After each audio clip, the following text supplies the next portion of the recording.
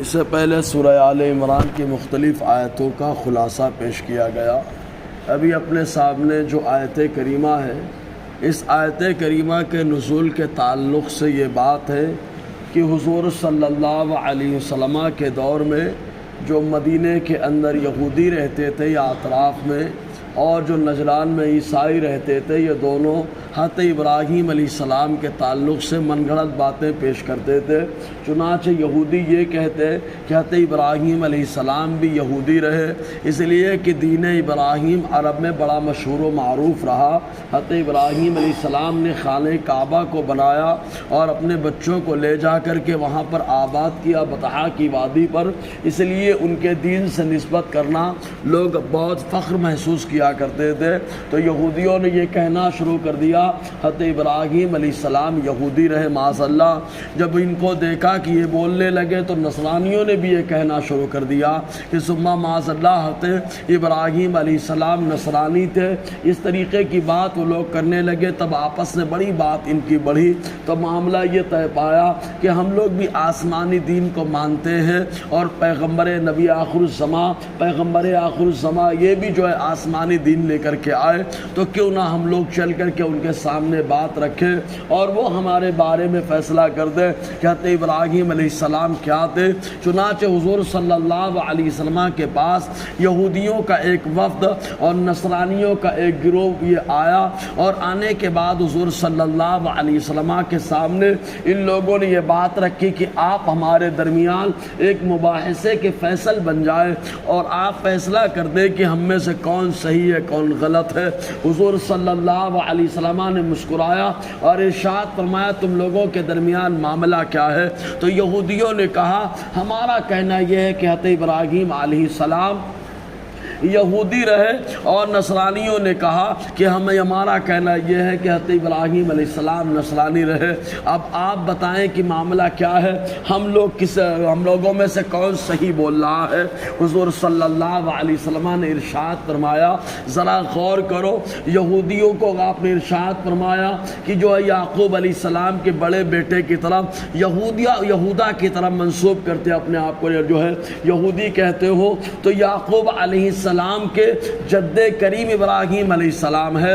تو جب حضرت ابراہیم علیہ السلام جو حالت ظاہری کے ساتھ رہے، اس وقت یہودا کا وجود نہیں تھا، تو تم لوگ یہودی کہاں سے ہو گئے؟ کہ حضرت ابراہیم علیہ السلام یہودی کہاں سے ہو گئے اور حضرت عیسیٰ علیہ السلام پر تم لوگ ایمان لائے، اس لیے نصرانی کہتے ہو؟ تو حضرت ابراہیم علیہ السلام تو بہت پہلے وصال فرما گئے، لہٰذا حضرت ابراہیم علیہ السلام نہ یہودی ہے نہ نصرانی ہے، بلکہ وہ تو دین حنیف لے کر کے آئے تھے، اور اللہ تعالیٰ نے اسی دین حنیف کے پرچار کے لیے، اسی کو آگے بڑھانے کے لیے اللہ تعالیٰ نے مجھے بھیجا۔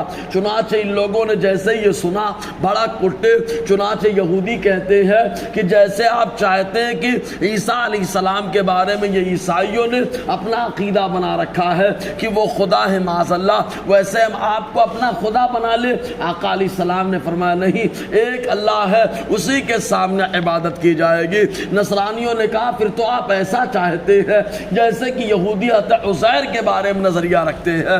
اللہ تبارک و تعالیٰ نے فوراً آیت کریمہ لے کر کے حضرت جبرائیل علیہ السلام کو بھیجا اور اپنے محبوب صلی اللہ علیہ وسلم کو حکم دیا، محبوب آپ ان لوگوں کو دعوت دو ایک ایسی بات کی طرف جو بات آپ میں ان کے درمیان کامن ہے، وہ بات یہ ہے کہ ہم اللہ کے عبادت کریں، تم بھی اللہ کے وجود کے قائل ہو، ہم بھی اللہ کے وجود کے قائل ہے، اللہ تبارک و تعالیٰ کی ہے عبادت کرے، کسی کو اس کے ساتھ ساجیدار نہ بنائے۔ چنانچہ اللہ تبارک و تعالیٰ ارشاد فرماتا ہے قل اے محبوب آپ فرما دو۔ اب یہاں پہ ایک بات اور سمجھ لے، جب آدمی کسی سے محبت کرتا ہے تو اس کی آواز کو بھی پسند کرتا ہے۔ باپ اپنے بیٹے سے محبت کرتا ہے، بیٹا بولنا شروع کر دے تو باپ بار بار اس سے بلواتا ہے کیونکہ اس کی آواز اس کو بہت پسند آتی ہے۔ اگر کوئی آدمی کسی نعت خواں کی آواز کو پسند کرتا ہے تو بار بار اس سے فرمائش کرتا ہے، کسی قاری کی آواز کو پسند کرتا ہے تو بار بار تلاوت کی خواہش کرتا ہے۔ مطلب آدمی جس کی آواز کو پسند کرتا ہے اس سے بلوا کر کے سننا چاہتا ہے۔ تو اللہ تبارک و تعالیٰ جا بجا قرآن میں فرماتا ہے، کہیں فرما رہا ہے قل اے محبوب آپ یہ کہہ دو، کہیں فرماتا ہے محبوب قل آپ یہ کہہ دو۔ بار بار اللہ تبارک तबारक व तआला कहलवाता है। क्यों? इसलिए कि अल्लाह तबारक व तआला को अपने महबूब की अदा पसंद आती है, जिस अंदाज में वो पढ़ते हैं अल्लाह ताला पसंद करता है। इसलिए अल्लाह ताला फरमाता है, महबूब आप कह दो, या अहलल किताब, ए किताबियों, ए आसमानी दीन को मानने वालों, सुनो, तालो आ जाओ, इला कलिमतिन सवाइन बैनना व बैनकुम, ऐसी बात की तरफ जो हमारे और तुम्हारे दरमियान बराबर है। वो ये है कि अल्लाह नअबुद इल्लल्लाह, ये कि अल्लाह के अलावा हम किसी के इबादत ना करें, सिर्फ अल्लाह वहदहु ला शरीक के इबादत हो, अल्लाह के अलावा किसी और की इबादत ना की जाए। वला नुश्रिक बिही शैआ, और ना ही अल्लाह ताला के साथ किसी को साझीदार बनाया जाए, शिर्क किया जाए।